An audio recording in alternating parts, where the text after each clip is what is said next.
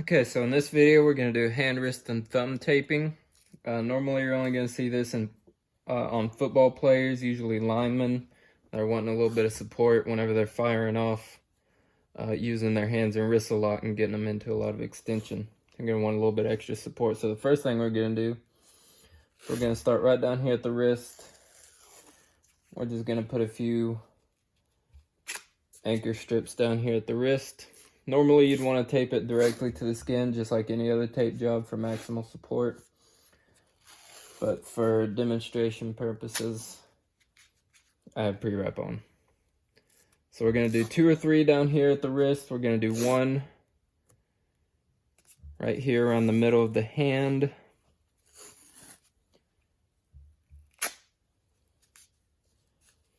And then we're going to do our third anchor with 1 inch tape, just proximal to the ilophalangeal joint or interphalangeal joint of the thumb.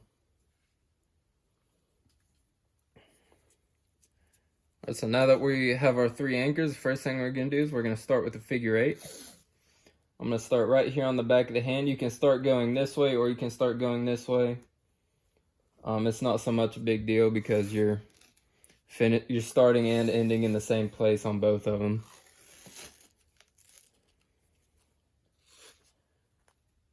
So I'm going to go ahead and put 1. And then for the second one, I'll put 1 the other way just to show you what it looks like. You'll start over here, going on the other side of the thumb, and then up around the hand, and finish right back there where you started. Now we're going to take our 1.5 inch and we're going to put some C strips on. Now the C is on the top of the wrist. We're going to work our way up to the thumb anchor. And I'm going to be able to fill in some of these holes with these C strips.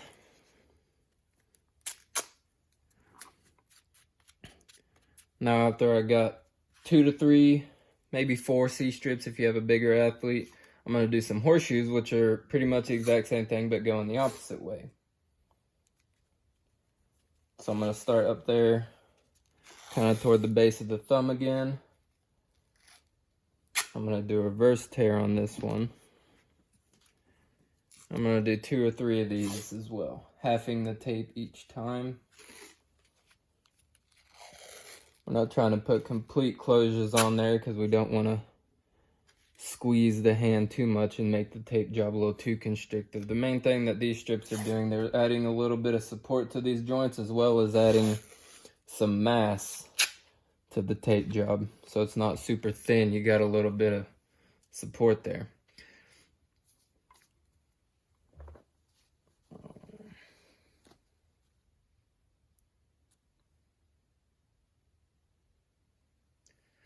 Now we're going to do a unique kind of strip. It's called a Lawrence strip. We're going to take a few inches, probably 6 or so inches of white tape, and we're going to tear it longitudinally almost halfway down. We're going to make it turn into kind of an H. And this strip is really good for closing up the webbing of that thumb, closing in this area, because as you can see we have the edge of those horseshoes here, and this is really good for closing those in. So what we're going to do, we're going to take the middle of that H and go right there. We're going to take these 2 legs or tails and kind of wrap it around like kind of similar to a spica, and then these 2 are going to go right around the hand. And usually the longer the tails, the more support and coverage you're going to be able to have. And it's the same way with spicas that we're going to do here in a second. So after we have our Lawrence strip, we are ready for our first spica, our first thumb spica. And so we're going to take a decent, probably a little bit longer than a Lawrence strip, piece of 1 inch tape. And usually we're wanting to protect the thumb from moving this way, so we're going to apply force with our spicas towards the other fingers. And so to do that, I'm going to start kind of over here on this side. And as I'm pushing down, I'm pushing the thumb into this kind of towards the rest of the hand. And you can do 2 of those and kind of alter the angle a little bit. That one pushed a little bit that way. This next one can push a little bit more this way.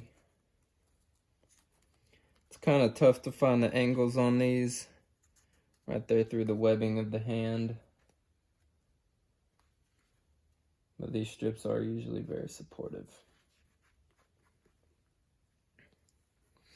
Now we're going to do a couple more C strips, kind of close in those spicas and the Lawrence strip.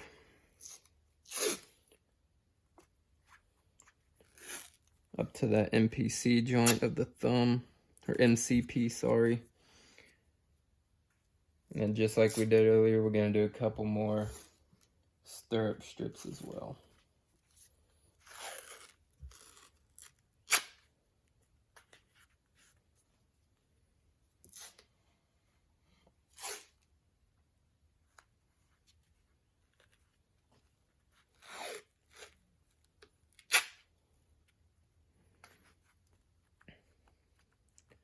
Now we're going to do one more Lawrence strip, just like we did earlier, to close in the edges of those horseshoes and C strips.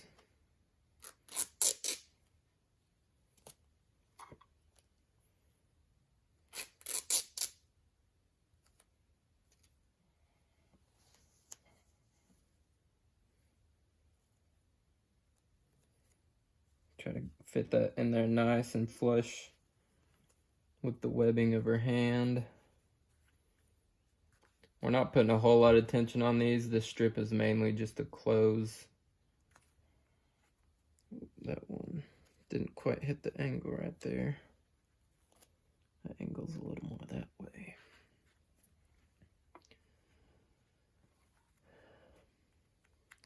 Now we're going to do one more circular strip to kind of close in that. Close in all these loose ends that might have gotten loose up here. Not wanting a whole lot of tension because, again, this is mostly just to close in those loose ends. We're going to put a couple more figure eights. At least one more figure eight. You can do more if you feel like you need to kind of just lock this whole tape job in.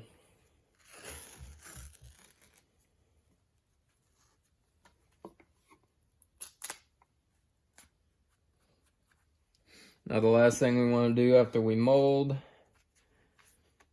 is we want to check our thumb extension and our wrist extension. Hopefully those should be limited. If you need a little bit more hyperextension support of the wrist, after you have your anchors, you can make a check rein, kind of an X shape here along the inside of the wrist, and that'll help support hyperextension movement a little bit more. And that was a hand, wrist, and thumb.